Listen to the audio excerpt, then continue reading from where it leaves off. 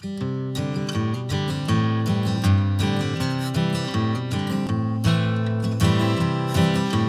que o Randall até pode comentar, porque você é especialista, né, em planos de emergência, tal, como a gente viu que não foram cumpridos. Quer dizer que tem uma tendência aí de ficar, vamos esperar acontecer para ver o que dá, ou vamos esperar cair no esquecimento, porque, né, daqui a pouco os jornais não falam mais disso e tudo bem, que é tudo isso que a gente viu no filme. Acho que nós aqui, cada um de nós tem essa obrigação de não deixar cair no esquecimento, por isso que vocês estão aqui hoje até, de cobrar das autoridades, da própria imprensa, que continue falando sobre isso. E que avaliação você faz da situação hoje? Ok. Boa noite, então. Obrigado pela oportunidade, obrigado por trazer. A posição do técnico é um tanto interessante, porque quando nós falamos que fizemos o plano de ação de emergência para Samarco, foi muito antes de acontecer, foi em 2009. Portanto, no momento em que nós fizemos a avaliação do processo de como que funciona uma mineradora, foi muito antes, e já se percebe, portanto, por antecipação, qual o nível de fragilidade e vulnerabilidade que aquelas operações são realizadas.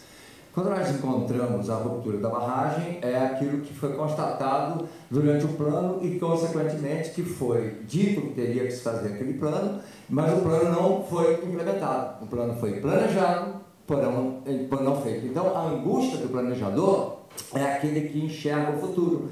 E se enxerga o futuro já de que poderia ocorrer. Ocorreu com essa barragem e poderia ter ocorrido com outras barragens, e ocorre diariamente com outro tipo de operações que estão dentro dela, mas que não são tão espetaculares, não chamam tanta atenção da mídia, não acontece. Por isso aí. Então, quando eu desenvolvi o plano de ação de emergência, a característica principal, e que foi relatado, que depois eu vou dar um outro toque, é que foi uma obrigatoriedade imposta pelos auditores independentes das concorrentes. Ou seja, a Samarco estava operando no mercado mundial com a venda de minério em pelota, com um preço cujo preço duvidava-se que ele poderia conseguir se ele tivesse fazendo todas as exigências, né? Portanto, essa exigência colocou em não compatibilidade, que estou aqui mencionando isso várias vezes, os depoentes, em que ela não fez a compatibilidade e, portanto, claro, aquele preço que está praticando, concorrendo com outras mineradoras, como as belgas, que não estava ok. Então, ela foi impedida de vender. E por isso que eu entrei para fazer o plano e fui convidado para fazer, porque eu já tinha feito para outras mineradoras, inclusive da própria Vale. Atualmente tem mineradoras que têm esse seu plano de emergência? Já tinha dentro do complexo de Mariana. Isso que é interessante. Por que eu fui parar na Samarco? Porque eu tinha feito do complexo de Mariana, que está dentro da DIFES, que é a Itabira. E esse sistema está todo implantado. Ele tem muito mais resiliência, tem muito mais competência para evitar problemas do que a própria Samarco. Né? E Brumadinho está fora desse complexo Mariana, que é a DIFES, está numa outra diretoria. Dá para entender que a Vale não é uma empresa. Ela tem pelo menos 137 CNPJs. Cada um concorre no outro. Nossa. Por que Samarco não utilizou, que ela está dentro do Complexo da Alegria, né? Por que ela não utilizou a metodologia que já lá estava? Porque existe o seguinte: se ela utilizar aquela metodologia e não desenvolver a própria, e alguma coisa acontecer, o diretor daquela da Alegria, que é da DIFES, ele vai dizer, vai colocar a conta no meu colo. Então, ele tem que desenvolver sozinho. Então, pronto, vamos desenvolver sozinho. E cada uma tem que desenvolver sozinha.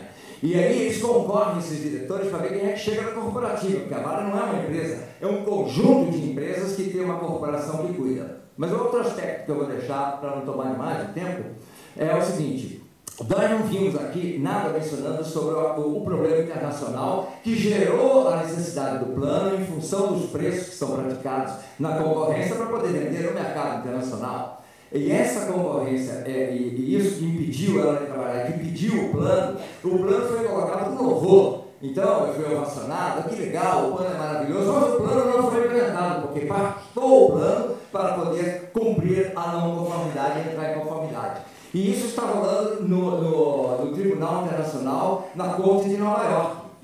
A a bomba maior ainda vem aí, porque quando isso aconteceu, todo o processo econômico aqui que gera toda essa maledicência que nós estamos vendo aqui, esse processo econômico cobra mais dinheiro ainda, porque perderam as mineradoras concorrentes, uma vez que o mercado mundial disse isso é ruim de investir. Então os investidores tiveram uma perda nas suas ações, porque no fundo é para isso daí que é feito, para distribuir os recursos, né, distribuir o lucro no internacional, porque os acionistas são internacionais. E não só acionistas da Samarco, da Vale, da BHP, mas os acionistas de todas as mineradoras do mundo. Então, o que eles estão pedindo? Reparação que o Brasil paga, que eu, cada um de nós aqui, vamos ter que pagar essa reparação se nós perdermos na corte. Então, o problema ainda vai mais adiante em termos de lesão a gente. Eu vejo assim, é um filme de terror, né? A gente pode dizer que é um filme de terror, tudo isso é a nossa realidade. E, em alguns momentos, a gente deu risadas, que é aquela história rir para não chorar, né? Pelo o que é trazido aqui. E o que eu percebo é que essa tragédia toda ela é uma tragédia anunciada, né? Até me lembrei de uma amiga, Gladys Agenberg, ela perdeu um filho num acidente, que não foi acidente, foi um assassinato. O filho dela foi atropelado ali na Natingui, esse caso saiu bastante nos jornais, foi atropelado por uma motorista que estava bêbada. E a Gladys, né, assim como tantas mães buscam forças não sei onde, fez uma ONG também que chama Não Foi Acidente, porque justamente o motorista bebeu, assumiu esse risco. E a mesma história aqui, não foi acidente, né? Era uma tragédia anunciada, eu digo antes, durante e depois, porque o documentário deixa bem claro. Antes, porque não fizeram, né, deixaram acontecer para depois resolver o que vai fazer. Durante, porque, imagina, já tinha rompido, a gente vê que 3, 4 horas depois ninguém tinha sido avisado, podia, né, acho que até ter evitado tantas vítimas assim.